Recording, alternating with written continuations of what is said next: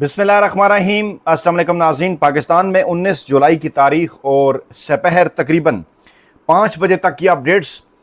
मरी में शरीफ ख़ानदान की होने वाली सियासी बैठक के हवाले से कुछ मज़ीद ताज़ा तरीन तफसीलात आई हैं जनाब सामने। लाहौर की बजाय शरीफ ख़ानदान ने मरी का इंतखाब किया और मरी में नवाज शरीफ ने शहबाज शरीफ और मरियम नवाज के साथ साथ इसहाक डार से मुलाकात की। मौजूदा जो सूरत हाल है इस वक्त मुल्क की सियासी सूरत हाल और ख़ास तौर पर पंजाब के अंदर गैर मुल्की ख़वातीन के अगवा के मामले के बाद जिस तरह से ब्यूरोक्रेसी ने रिएक्ट किया शरीफ ख़ानदान की कॉल्स के ऊपर, और उसके बाद फिर जिस तरह से इत्तलात आई कि मरियम नवाज साहबा के राब्ते पाकिस्तानी इस्टेब्लिशमेंट के साथ उस्तवार नहीं हो पा रहे उस तरह से जिस तरह से 6 माह पहले थे। इसहाक डार साहब की ब्रीफिंग भी यही बता रही थी कि बदले बदले से मेरे सरकार नजर आते हैं। जरा ये दावा कर रहे हैं कि मियां नवाज शरीफ साहब की तरफ से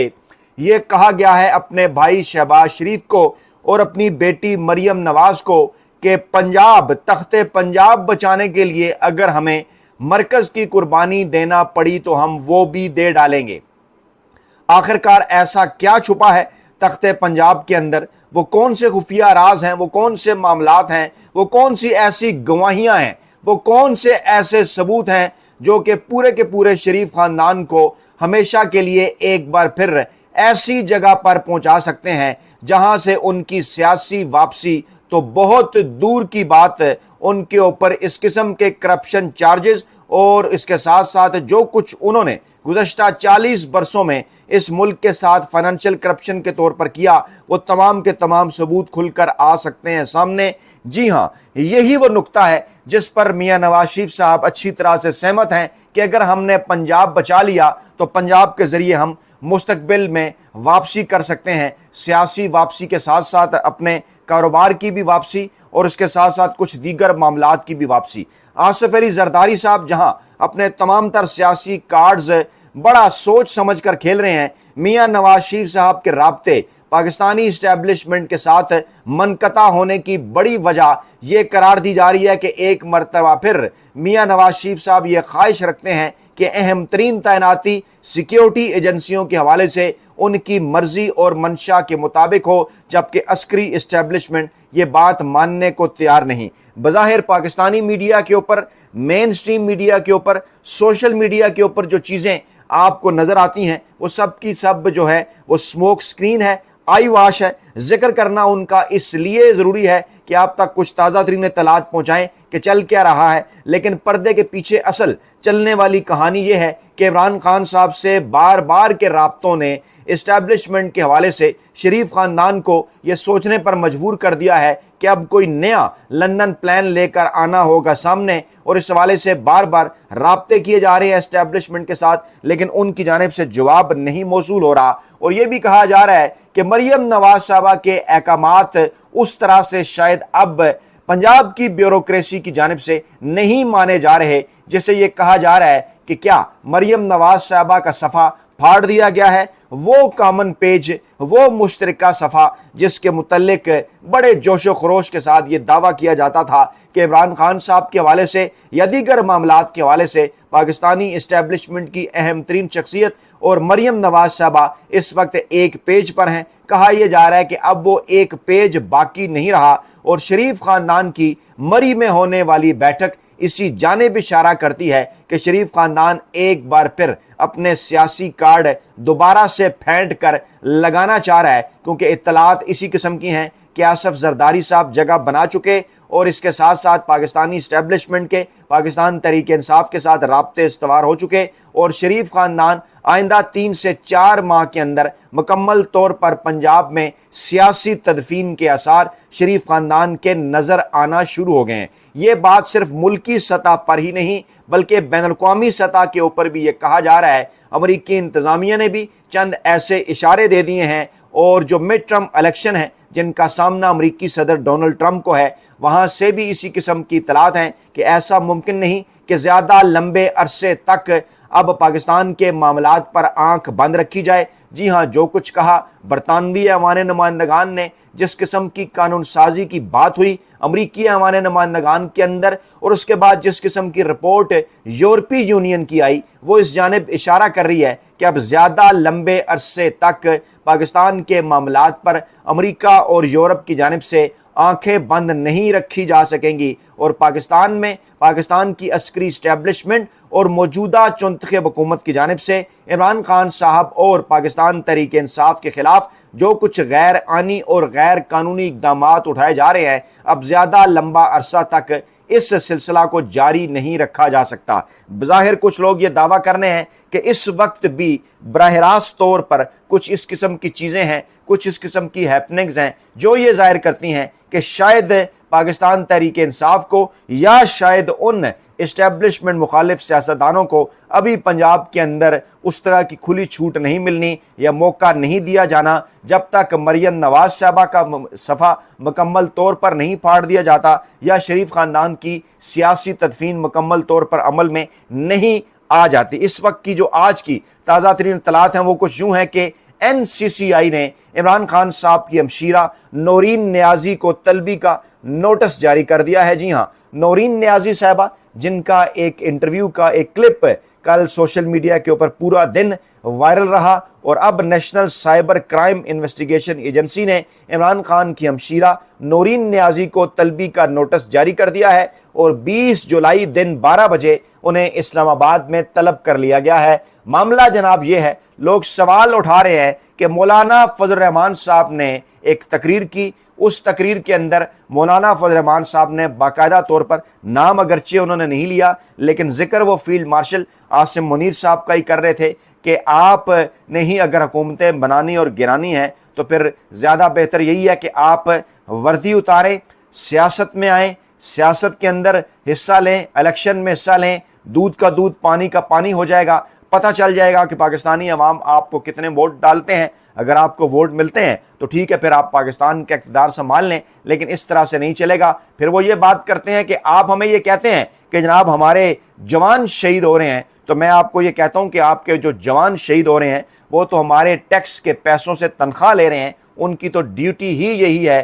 وہ اگر سرحدوں کے اوپر شہید ہو رہے ہیں تو یہ ان کی ڈیوٹی ہے، یہ ان کا فرض ہے، انہوں نے اسی مقصد کے لیے وردی پہنی ہے۔ سوال یہ ہے کہ آپ ہمیں کیوں یہ کہہ رہے ہیں کہ ہم مسلح جتھوں کے خلاف ہتھیار اٹھائیں، ہم ان کا مقابلہ کریں؟ کیا آپ یہ چاہتے ہیں کہ آنے والی نسلوں کے لیے ہم پاکستان کے اندر تباہی چھوڑ جائیں؟ نہیں جناب، ایسا نہیں ہوگا۔ اب اتنا کھل کر مولانا فضل الرحمان صاحب کی جانب سے بات کی جاتی ہے، سوالات اٹھتے ہیں کہ جناب کہاں ہے نوٹس NCCI کا؟ مولانا فضل الرحمان کو صرف ایسا ہی نہیں بلکہ اس کے بعد چاہے عبدالغفور حیدری صاحب ہوں، چاہے جناب اس کے بعد دیگر قیادت و حافظ حمداللہ صاحب ہوں، چاہے وہ ہزارہ والے مولانا سعید قریشی صاحب ہوں، جس قسم کے بیانات ان کے آتے ہیں سامنے مولانا فضل الرحمان صاحب کی حمایت میں، اور ساتھ یہ بھی کہا جاتا ہے کہ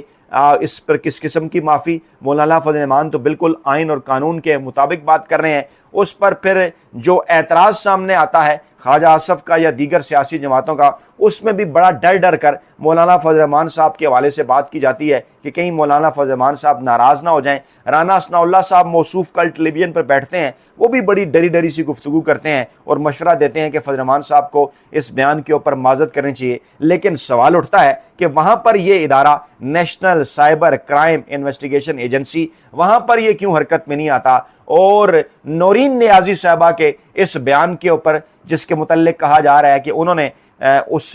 جو ہے وہ اس ادارے کو بھی اور جو انٹرویو دینے والے صاحب تھے انہیں بھی انٹرویو جنہوں نے ان کا لیا ان کو بھی انہوں نے بتا دیا تھا کہ یہ انٹرویو نشر نہیں ہونا چاہیے۔ ان صاحب نے بھی اپنے ادارے میں بتا دیا تھا انٹرویو نشر نہیں ہوتا، اس میں سے کلپ نکلتا ہے، سوشل میڈیا کے اوپر وائرل ہوتا ہے، مولانا فضل الرحمان صاحب کا معاملہ پیچھے چلا جاتا ہے، یہ معاملہ بظاہر سامنے آ جاتا ہے اور کہا جاتا ہے کہ سوشل میڈیا پر اداروں کے خلاف جھوٹے اور تضحیک آمیز بیان کی تشہیر کی گئی ہے۔ عدم پیشی پر یہ سمجھا جائے گا کہ آپ کے پاس اپنے دفاع میں پیش کرنے کو کچھ نہیں ہے۔ دوسری بڑی خبر جناب جاوید ہاشمی صاحب کے حوالے سے سامنے آتی ہے۔ جاوید ہاشمی صاحب بھی مسلسل بات کر رہے ہیں فیلڈ مارشل عاصم منیر صاحب کے حوالے سے بھی، پاکستانی فوج کے سیاسی کردار کے حوالے سے بھی، اور پھر چند دن پہلے آپ نے ویڈیو بھی دیکھی، کل ہی کی بات ہے، کیسے ان کے گھر کی بجلی کاٹ دی گئی، وہاں پر پولیس کے چھاپے پڑے اور پھر ان کے دامادوں کے اوپر پرچوں کی خبریں آئیں، ان کے اوپر پرچوں کی خبریں آئیں، دامادوں کی گرفتاری کی خبریں آئیں، ملازمین کی گرفتاری کی خبریں آئیں۔ آج یہ خبر آئی کہ ملتان میں سینئر سیاستدان جاوید ہاشمی صاحب کے خلاف بجلی چوری کا مقدمہ درج کر لیا گیا ہے، یعنی اسکرپٹ یہ ابھی تک نہیں بدل سکے، اسکرپٹ وہی پرانا ہے برسا برس کے، جب آپ نے اپنے سیاسی مخالفین کے خلاف کسی قسم کی کوئی بھی کارروائی کرنی ہوتی ہے تو آپ کے پاس اسی قسم کے جناب ہتھ کنڈے ہوتے ہیں، اور جاوید ہاشمی صاحب اور ان کے 2 دامادوں کے خلاف بجلی چوری کے مقدمات درج کر لیے گئے ہیں، اور حکام کی جانب سے جاوید ہاشمی صاحب کے گھر کی بجلی تو ہفتے کی شام ہی کاٹ دی گئی تھی۔ یعنی یہ 2 بڑی ڈیولپمنٹ آج چھٹی کے دن کی ہیں جو کہ اس وقت سوشل میڈیا کے اوپر جن کے اوپر بات ہو رہی ہے، اور پھر وہ معاملہ جو کہ ذرا پسے پش چلا گیا تھا، جی ہاں، انمول عرف پنکی کا، اس میں بھی کل آپ کو یاد ہوگا کہ اس مزدور صحافی نے آپ کو کہا تھا کہ دباؤ بڑھایا جا رہا ہے اور کچھ نئی گرفتاریاں بھی منظر عام پر آئیں گی، اور اب آج ہی یہ اطلاع بھی آ گئی کہ پنکی کا بھائی کراچی سے گرفتار کر لیا گیا ہے۔ جی ہاں، اطلاع یہ آئی کہ پنکی صاحبہ کا بھائی انمول اور پنکی، جن کا بڑا نام رہا سوشل میڈیا کے اوپر، ان کی گرفتاری، پھر ان کی پیشی، اب یہ کہا جا رہا ہے کہ ان کے بھائی کامران کو پولیس نے کراچی سے گرفتار کر لیا ہے، ان سے 2 کلو گرام سے زائد اعلیٰ معیار کی چرس، آدھا kilo gram ice, 1 mobile phone, purse, قومی شناختی کارڈ، نقد رقم، اور کہا جا رہا ہے کہ وہ کراچی کے مختلف علاقوں میں چرس، آئس اور ہیروئن کی سپلائی کرتے تھے، نوجوانوں کو آئس اور ہیروئن کے نشے کی جانب وہ راغب کرتے تھے، اور پنکی نیٹ ورک کے حوالے سے ان سے مزید تفتیش کی جا رہی ہے، اور یہ بھی کہا جا رہا ہے کہ اس کے ڈانڈے بیرون ملک منی لانڈرنگ کے ساتھ ملتے ہیں۔ یہاں سے آپ اندازہ لگا سکتے ہیں کہ پاکستان پیپلز پارٹی کے حوالے سے اسٹیبلشمنٹ کیا سوچ رہی ہے، پیپلز پارٹی اپنے کون سے کارڈز کھیل رہی ہے، اور آگے کیسے چل کر پیپلز پارٹی جو ہے وہ نون لیگ کی جگہ حاصل کرنے کی کوشش کر سکتی ہے، وہ تو خود اس کے اوپر دباؤ بڑھایا جا رہا ہے۔ یعنی اسٹیبلشمنٹ اس وقت نہ صرف پیپلز پارٹی بلکہ مسلم لیگ نواز دونوں کے اوپر دباؤ بڑھا رہی ہے، اور دباؤ کو ایسا نہیں کہ ان کے پاس کوئی ثبوت موجود نہ ہو، المیہ تو یہ ہے ثبوت موجود ہیں، فائلیں موجود ہیں، لیکن یہ صرف اور صرف استعمال کی جاتی ہیں بلیک میلنگ کے لیے سیاسی طور پر۔ پاکستانی عوام تو یہ چاہتے ہیں کہ یہ قضیہ تمام ہو، ان تمام تر معاملات کو ان کے منطقی انجام تک پہنچایا جائے۔ اسی قسم کی اطلاعات جناب غیر ملکی خواتین اغوا کا جو معاملہ ہے اس کے متعلق بھی ہیں، اور اسی لیے لاہور کی بجائے مری کا انتخاب کرتا ہے شریف خاندان، وہاں پر وہ میٹنگ کرتے ہیں، مریم نواز صاحبہ نواز شریف صاحب کو بتاتی ہیں کہ بیوروکریسی اور اسٹیبلشمنٹ اس طرح سے رسپانس نہیں کر رہی جیسے ماضی میں کر رہی تھی، بلکہ بیوروکریسی تو اب براہ راست کہیں جو ہمارے احکامات ہیں وہ بھی نہیں مان رہی، اپنی مرضی سے کام کر رہی ہے۔ ایسا جب بھی ہوتا ہے، پاکستان کی تاریخ ہمیں یہ بتاتی ہے کہ جب بیوروکریسی خاص طور پہ پنجاب کی سیاسی حکمرانوں کی بجائے براہ راست احکامات لینا شروع کر دیتی ہے عسکری اسٹیبلشمنٹ کا، تو اس کا مطلب یہ ہوتا ہے کہ ان سیاسی حکمرانوں کا پتہ صاف کر دیا گیا ہے، انہیں مکمل طور پر فارغ کرنے کا فیصلہ کر لیا گیا ہے، اور اسی قسم کے حالات پنجاب کے اندر پیدا ہو چکے ہیں، اور ان حالات سے آگاہی کل مریم نواز صاحبہ نے میاں نواز شریف صاحب کو دے دی ہے۔ شہباز شریف صاحب کے اوپر جو میاں نواز شریف صاحب کا گلہ تھا یا جو غصہ تھا، انہیں یہ کہا گیا کہ آپ اسٹیبلشمنٹ کے ساتھ معاملات بہتر بنانے کی کوشش کیوں نہیں کر رہے؟ ہم نے کئی ساری قربانیاں دے کر آپ کو آگے کیا، آپ کو وزیر اعظم بنایا، لیکن کئی معاملات کے اندر آپ جہاں اسٹیبلشمنٹ کی تعریف بھی کرتے ہیں، انہیں ہر موقع کے اوپر آگے بھی رکھتے ہیں۔ کیا وجہ ہے کہ آپ کو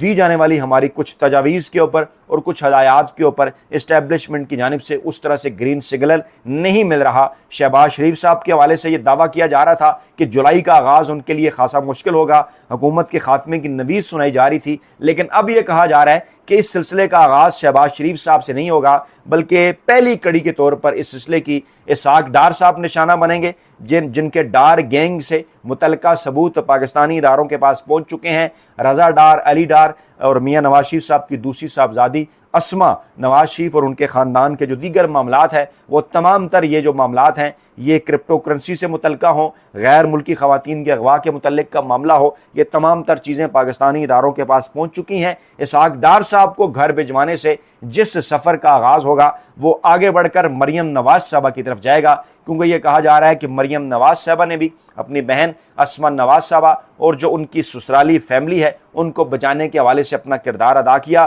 اور پنجاب کی پولیس کا خاص طور پر یہ کہنا کہ ہم نے مریم نواز صاحبہ کے احکامات کے اوپر ایکشن بھی لیا تھا اور کچھ فوری بازیابیاں بھی ہوئی تھیں۔ بعد میں یہ تمام تر معاملہ جب فوٹیج سامنے آئی تو غلط ثابت ہوا، پتہ چلا کہ خواتین کی بازیابی کیسے ہوئی تھی، یہ تو خواہ مخواہ زیب داستان تھی۔ اس کے بعد کہا جا رہا ہے کہ معاملات نواز شریف صاحب کی جانب بھی بڑھ سکتے ہیں، شہباز شریف صاحب کی جانب بھی بڑھ سکتے ہیں۔ بہرحال اطلاعات یہی ہیں کہ اس معاملے میں اسحاق ڈار اور مریم نواز صاحبہ کے بعد شہباز شریف صاحب کا نمبر آنے کا امکان ہے، اور اس دوران جو انٹرنیشنل اسٹیبلشمنٹ کا ایران کے حوالے سے پریشر ہے پاکستان کے اوپر، اور پھر ایران کا بار بار پاکستانی حکام کو یہ کہنا کہ آپ نے ثالثی تو کرا دی لیکن آپ عمل درآمد نہ کہہ سکے، پاکستان کو خارجہ سطح پر شدید مشکلات سے دوچار کر رہا ہے۔ اور اگست کا مہینہ اس لیے اہم ہے کہ وہاں امریکی ایوان نمائندگان کے اندر موجود بل اور قانون سازی کے حوالے سے کچھ معاملات جو کہ کمیٹیوں تک پہنچے تھے واپس ایوان کے اندر آنے ہیں، اور پھر پاکستان کے اندر جو انسانی حقوق کی خلاف ورزیاں چل رہی ہیں ان پر زیادہ لمبے عرصے تک خاموش